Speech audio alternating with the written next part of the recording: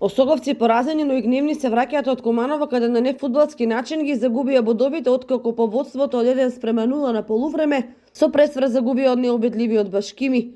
Залудно остана борбеноста и организираната игра на кочанските фудбалери кои беа на пат да донесат 3 или барем еден бод од овој надпревар, но тоа не го дозволи главниот судија, кој под притисок на домакините досуди смешен пенал со што во целост ја промени атмосферата и ситуацијата на теренот. Дека со судењето во втората лига нешто не е во ред зборуваат и поплаките на Кожуф и на Детонит, Плачковица кои доживеа фудбалски неправди на нивни надпревари. Еве ги резултатите од ова коло. Башкими Осогово 2:1, Охрид победа 1:0, Тетак Беласица 1:2, Беса Новаци 2:0, Пелистер Каменица Саса 2:0, Аресими Детонит 2:1, Скопје Кожуф 0:0 и Вардар Неготино Караорман 2:0. И по ова коло Осогово останува на 14-то место на табелата со изброј бодови со Караорман.